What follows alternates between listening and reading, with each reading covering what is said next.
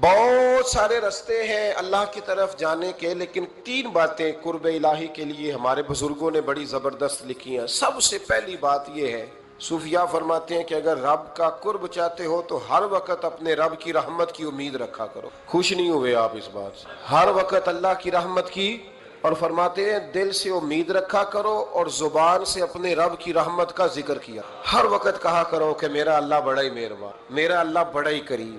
ہمارا پتہ کیا حال ہے؟ شکر بھی شکوے کے انداز میں۔ کیا حال ہے؟ کہتے بس جی بس شکر ہے الحمدللہ۔ تو یہ کون سا شکر ہے جی؟ یہ تو آپ نے کہا ہے کہ بڑا تانگ ہوں میں اپنی، شکر ہے؟ ہر وقت یہ کہے کہ میرا اللہ بڑا ہی قریب ہے۔ دیکھیں نا، بسم اللہ شریف ہر کام سے پہلے معنی کیا ہے؟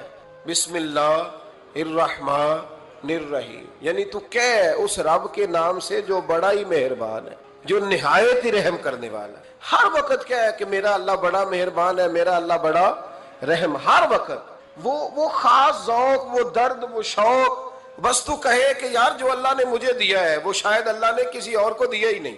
تیرا یہ ذوق بنے، تیرے اندر اللہ کی رحمت کے ساتھ خاص تعلق پیدا ہو۔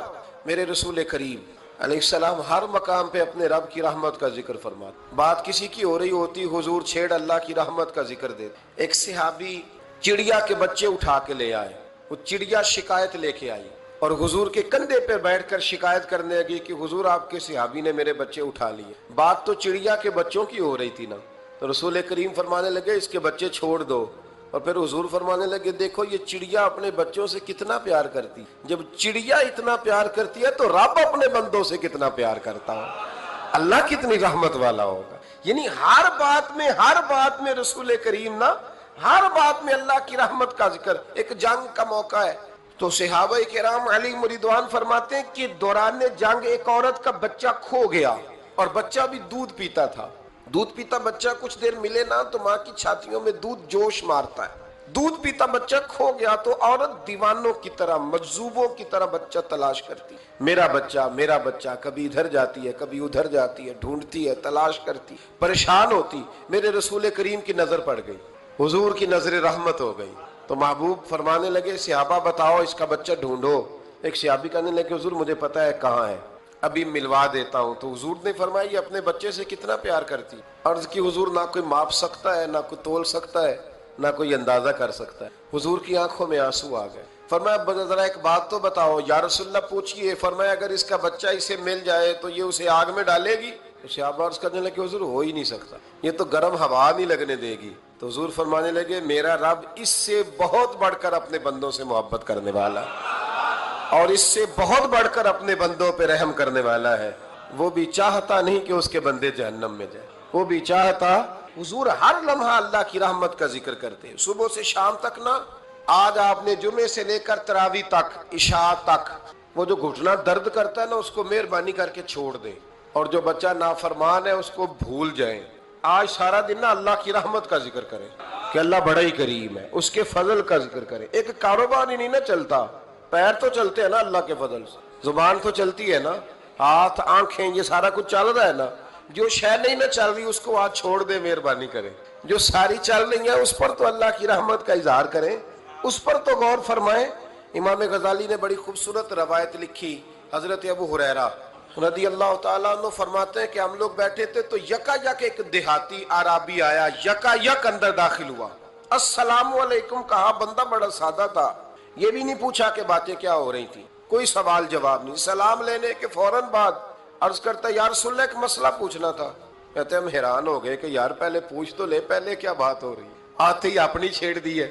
ایک مسئلہ پوچھنا تو حضور نے فرمایا پوچھو۔ عرض کرنے لگا حضور یہ بتائیں قیامت والے دن حساب کس نے لینا ہے؟ تو محبوب مسکرائے، فرمایا بولے آدمی سادی سی بات ہے، حساب اللہ نے لینا ہے۔ کہتے وہ بات سن کے نا تو چل پڑا، جواب سن کے تو چل پڑا، رکا ہی نہیں۔ تو حضور نے فرمایا ٹھہر تو جا، پہلے تو آیا ہے، سلام لی ہے، بات بھی کوئی نہیں کرنے دی، دھڑام سے اندر داخل ہوا ہے، اور سوال کا جواب لیا اور پھر تو نے تبصرہ ہی نہیں کیا تو نکل گیا ہے۔ یا رسول اللہ حکم کرے۔ فرمایا کیا پوچھ رہا تھا؟ حضور پوچھا ہے کہ حساب کون لے گا؟ تو حضور فرمانے لگے میں نے بتایا اللہ لے گا، تو بولا کیوں نہیں؟ کہنے لگا یا رسول اللہ بس اتنا ہی پتہ کرنا تھا، اگر اللہ نے حساب لینا ہے تو پھر ہم نے باچی جانا ہے انشاءاللہ، تو پھر باچی جانا ہے۔ تو حضور فرمانے لگے کس طرح؟ کہنے لگا یا رسول اللہ جب وہ کریم غالب آئے گا نا جب اس کا غلبہ آئے گا تو وہ بڑا کریم ہے، اس نے معاف ہی کرنا ہے، اس نے معاف ہی کرنا ہے، اس نے کرم ہی کرنا ہے۔ عدل کرے تے تھر تھر کمبن، عدل کرے تے پھر تھر تھر کمبن اچیاں شانہ والے، تے فضل کریں تے بخشے جاون میرے جائے منہ کالے۔ فرمایا اس نے معاف ہی کرنا ہے۔ حضرت ابو ہریرہ کہتے ہیں کہ حضور نے فرمایا ٹھیک ہے تو جا۔ وہ چلا گیا تو حضور رونے لگے۔ فرماتے ہیں ہم نے عرض کی حضور کیا ہوا؟ تو محبوب فرمانے لگے بندہ بڑا سادہ تھا پر بات بڑی کھری کر گیا ہے، بڑی کھری بات کر گیا ہے۔ کریم جب غالب ہوتا ہے تو معاف ہی فرماتا ہے۔ تو بھائی سادے لوگوں کو بھی پتا تھا کہ اللہ کی رحمت کی بات، ہمارے گھروں میں ہماری گفتگو میں ہمارا ایک دوسرے سے ملنا، ناراض نہ ہونا، مایوسی کی باتیں کریں، مایوسی۔ میں انتظار میں ہوں کہ کوئی بندہ مجھے ملے اور آ کے کہے میں بڑا راضی ہوں، بتائے اللہ کا شکر کیسے کرنا ہے۔ میں انتظار میں ہوں، اتنے سالوں میں مجھے بندہ کوئی نہیں ملا، جو ملا اس نے یہی کہا پریشان بڑا ہوں دعا کر دیں، بڑی اذیت ہے، سب سے زیادہ میں ہی تنگ ہوں، کچھ کرے، کوئی وظیفہ بتائیں، کوئی تعویذ دیں، کوئی ملے نا یار، کوئی ملے، کوئی کہے کہ الحمدللہ تعالی۔ اور میں نے تعلیم کے لیے صرف اور اظہار نعمت کے لیے، تشکر کے لیے کئی دفعہ آپ کے سامنے یہ کہا ہے کہ الحمدللہ جس طرح کے استاد مجھے ملے شاید کسی کو نہ ملے، اور میں نے اظہار تشکر کے طور پر کہا ہے پھر کس طرح کے شاگرد مجھے ملے ہیں اتنے اچھے فرما بردار شاید کسی کو نہ ملے، اور جس طرح کے سادے اور درویش ماں باپ اللہ نے مجھے عطا فرمایا۔ اب تو بڑا تیز لوگوں کا زمانہ ہے نا، شاید کہیں میسر آئے۔ اور میں کہا کرتا ہوں اتنے فرما بردار مرید بھی نہیں ملتے، لوگ تو کہتے ہیں فرما بردار نہیں ملتے، ہمیں الحمدللہ فرما بردار تابع دار ہر لحاظ سے اچھے ملے۔ اس کی وجہ یہ ہے کہ جیسے مرشد اللہ نے ہمیں عطا فرمایا ایسا کسی کو اللہ نے عطا، تو شکر کریں اللہ کی نعمتوں، شکر کریں۔ بس جہاں بیٹھیں گے جملے ٹوٹیں گے، جہاں بیٹھیں گے پریشانی۔ مجھے کچھ بندے ایسے ملتے ہیں دنیا میں جو صرف اکیلے ہی ٹھیک ہیں، یعنی ابا جی نے بھی ظلم ہی کیا ساری زندگی، اماں نے بھی ظلم ہی کیا، استاد بھی سارے غلط مل گئے، اور ہر بندہ ہی انہیں، اور پھر بعد میں اولاد ملی تو نافرمان ہی مل گئی۔ تو میں کہتا ہوں یار یہ ہو نہیں سکتا ویسے، بہرحال چلو اگر تو کہتا ہے تو بات سمجھ میں آتی ہے کہ ہو سکتا ہے کوئی سانحہ ایسا ہو گیا ہو۔ اللہ کی رحمت کی بات کریں۔ میرے نبی کریم علیہ السلام نے فرمایا بندہ سادہ تھا پر بات پتے کی کر گیا۔ یہاں تک لکھا امام صفوری نے کہ قیامت کے دن اللہ ایک بندے کے لیے دوزخ کا حکم دے گا، بندہ جہنم کی طرف جا رہا ہے، فرشتے زنجیریں ڈال کے کھینچ کر لے جا رہے ہیں، بندہ جا رہا ہے دوزخ کی طرف، فرشتے کھینچتے ہیں تو وہ پھر مڑ کے پیچھے دیکھتا ہے۔ توجہ ہے میری بات پر؟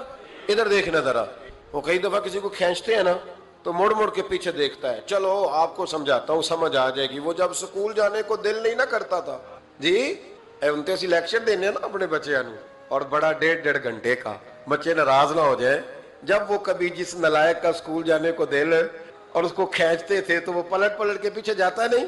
اسی طرح مدرسے میں بھی جب آتے ہیں تو کئی بچے ایسے ہوتے ہیں جو آتے نہیں تو کھینچ کھینچ کے نہیں لے جاتے کئی دفعہ، تو جب کھینچ کے فرشتے جہنم کی طرف لے جا رہے ہیں، کھینچتے ہیں تو پلٹ کے پھر پیچھے دیکھتا ہے، پھر فرشتے کھینچتے ہیں پھر پیچھے دیکھتا ہے، پھر فرشتے، ذرا نظارہ دیکھنا، دوزخ کو لے جا رہے ہیں، پلٹ پلٹ کے اللہ کی طرف دیکھتا ہے، دوزخ کا دروازہ آ گیا، پھر پیچھے دیکھ رہا ہے۔ رب کریم نے فرمایا اسے واپس بلاؤ، رحمت دا دریا الہی، بلاؤ اسے واپس آیا۔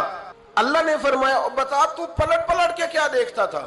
ویسے اللہ کو نہیں پتا کیا دیکھ رہا ہے، کیا دیکھ رہا تھا؟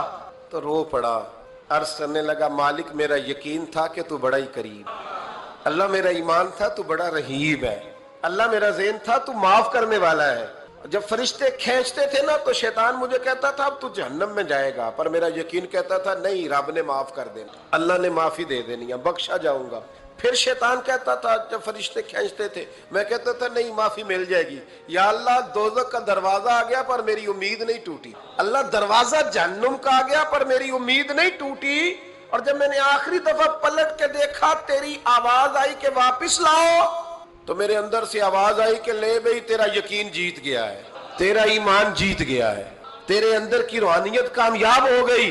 بندے اور رب کی باتیں ہو رہی ہیں تو فرشتے چپ کر کے کھڑے ہیں، تو رب نے فرمایا تم خاموش کھڑے ہو، عرض کی یا اللہ اس کا کرنا کیا ہے؟ فرمایا کرنا کیا ہے؟ جو میری رحمت کی اتنی زیادہ امید رکھے اسے جہنم میں ڈال دوں؟ یہ کیسے ہو سکتا ہے؟ اس کو پکڑو اور میرے فضل کے ساتھ اسے جنت عطا کر دو۔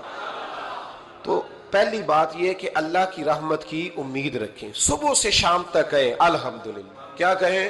ایک ہوتا ہے تکبر کے طور پر بڑھ کے مارنے کے لیے ذکر کرنا، وہ منع ہے، ڈینگے نہیں مارنی، بلکہ اللہ کی رحمت کا ذکر کریں تشکر کے لب لہجے، تشکر کے لب لہجے۔ ہمارے نا لفظوں سے شکوے چھلکتے ہیں، ہمارے جملوں سے چھلکتا ہے کہ ہم پریشان ہیں، ہماری باتوں سے محسوس ہوتا ہے کہ ہم کسی وجہ سے بڑی تکلیف میں ہیں، اس کو نکال دیں۔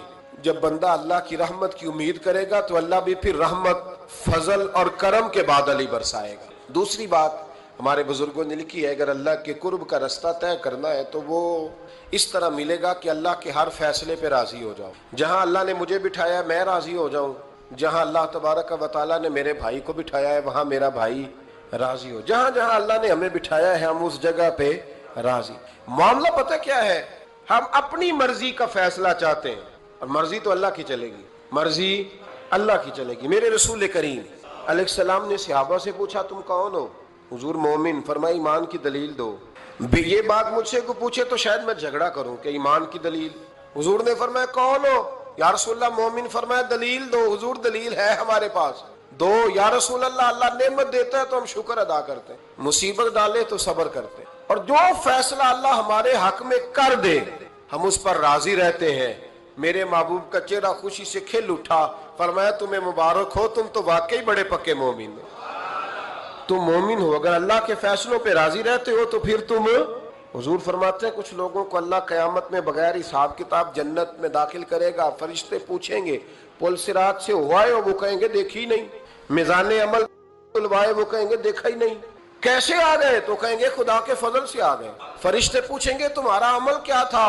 وہ کہیں گے کچھ بھی نہیں، عام لوگوں کی طرح نماز پڑھتے تھے، روزہ رکھتے تھے، حج فرض ہوا تو کیا، زکوٰۃ اگر ہمارے اوپر لاگو ہوئی تو دی، عام روٹین کے معاملات۔ تو فرمائے اتنی بڑی فضیلت کے بغیر حساب کتاب جنت، کوئی تو وجہ ہوگی۔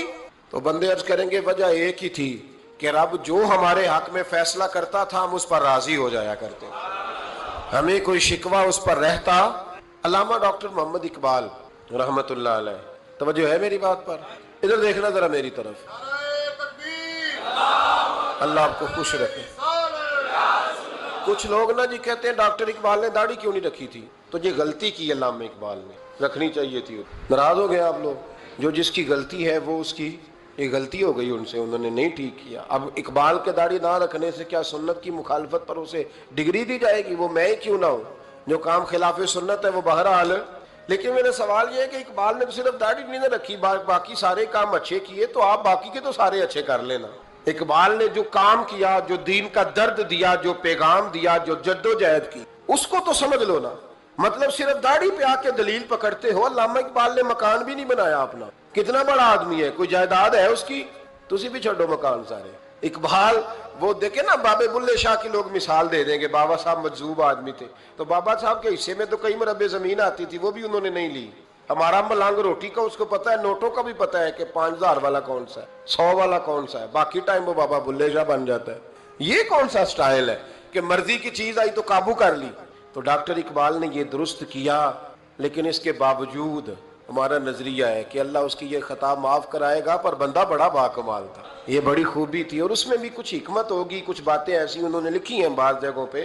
لیکن اقبال کی جو معرفت ہے، جو حسن ہے، جو وقار ہے ان کے لب و لہجے میں، اس کا انکار کیا جا سکتا نہیں۔ لیکن اس کو ہم ڈیفینڈ بھی نہیں کرتے، جو کسی میں کوئی کمزوری ہے وہ بہرحال اس کی